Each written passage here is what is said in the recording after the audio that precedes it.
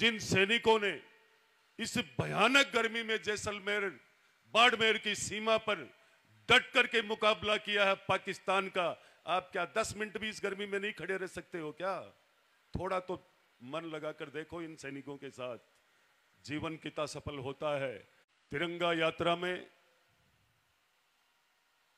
पधारे हुए शहीद वीरांगना, पूर्व सैनिक और सैनिकों को प्रणाम करते हुए इनके सम्मान में पधारे हुए सभी क्षेत्रवासियों का भी मैं बहुत बहुत धन्यवाद साधुवाद करना चाहूंगा कि आपने खूब शानदार कीमती समय दिया है। और वो कीमती समय देने का पल आपको कैसे मिला, ये खूबसूरत बात है। ये वक्त बहुत नसीब वाले देश के देशवासियों को मिलती है जो आपको मिली है। ये वक्त हम सबको ध्यान है, पहलगांव के हमले में 26 भारत के सेनानी जब घूमने गए हुए थे और उनके ऊपर उन आतंकवादियों ने, उन धोखेबाजों ने धोखे से हमला करके और उनकी जान ले ली। उसका बदला लेने के लिए ये ऑपरेशन सिंदूर चला था और वो आज एक एक भारतवासी, एक एक नौजवान, एक एक बुजुर्ग और सारे सैनिक इस देश के अंदर इन सैनिकों और वीर शहीदों के सम्मान के लिए निकल पड़ा है। हम सबको पता है तिरंगा यात्रा ये कोई रैली नहीं है। एक एक देशवासी को पता है कि ये हमारे मान सम्मान, ये हमारा भाईचारा, और जिन लोगों ने बलिदान दिया था उनके लिए आज सारा देश इतने हंसी खुशी से, उत्सव से पूरे भारत के अंदर आज के दिन तिरंगा यात्रा निकल रही है। ये कोई राजनीति नहीं है, ये किसी पार्टी का काम नहीं है, ये मात्र देशवासियों के अंतर आत्मा को उस हमले ने झकझोर दिया था, उसका बदला लेने और उन वीर शहीदों को, उन शहीद परिवार के लिए ये देशवासी निकल पड़े हैं। मैं कहना चाहूंगा, जब जब देश आजाद होने के बाद 1948 से लेकर के, कश्मीर से लेकर के और आज तक के जब भी कोई युद्ध हुए हैं और इस भारत को किसी ने ललकारा है तो निश्चित रूप से उनको मुंह पे थप्पड़ खा करके बैठना पड़ा है। आप सबको पता है, मेरे बीच में मेरे आदरणीय महावीर सिंह जी भाई साहब बैठे हैं।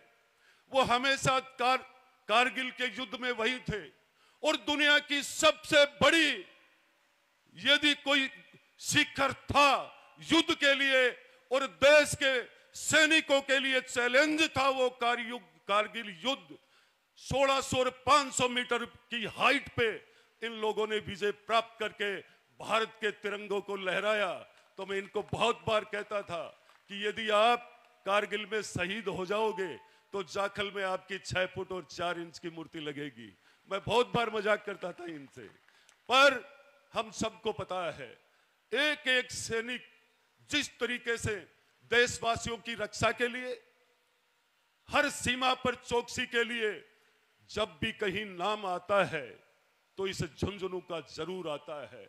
और किसी ना किसी 1999 के कारगिल युद्ध को याद करो, कितनी संख्या में हमारी बहन बेटियों ने अपना भाई, माताओं ने बेटा पिताओं ने अपने पुत्र को खोया है, पर देश की हालत ये थी उस समय कि जब किसी भी सूरत में कभी भी कोई शहीद होता था तो उसकी पार्थिव देह कभी नहीं आती थी।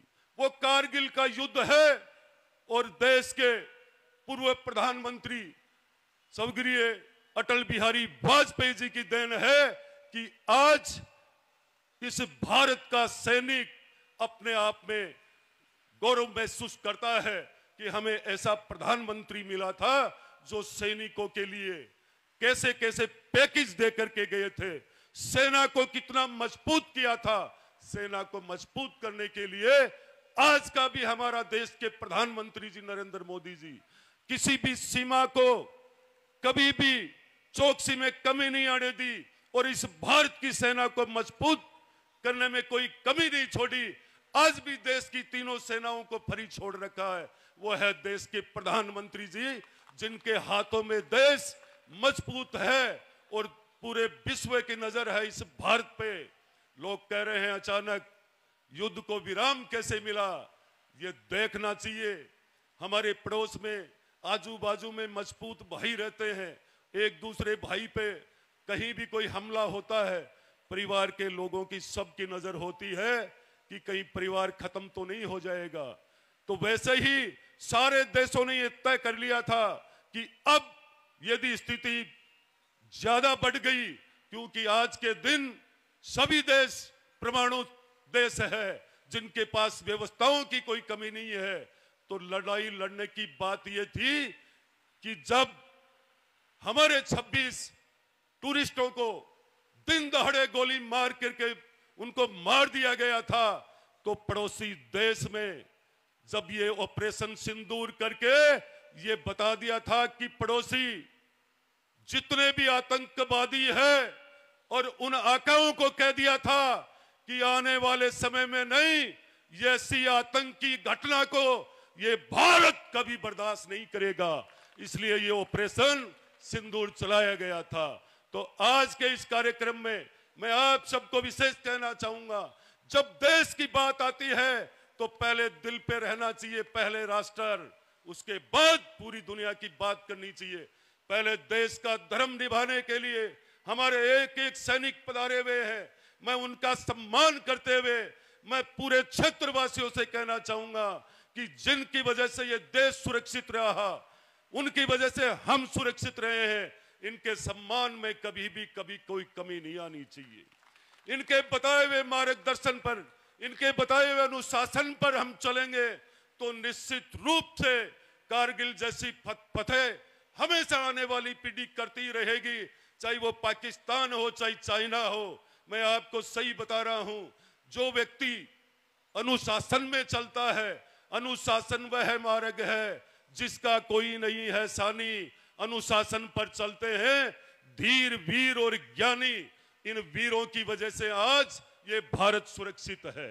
आपने खूब समय दिया, आसपास के लोगों ने, जब भी कोई काम पड़ता है आप सब पधारते हो। ये आपकी ताकत है, ये आपका प्रेम है, ये आपका आशीर्वाद है।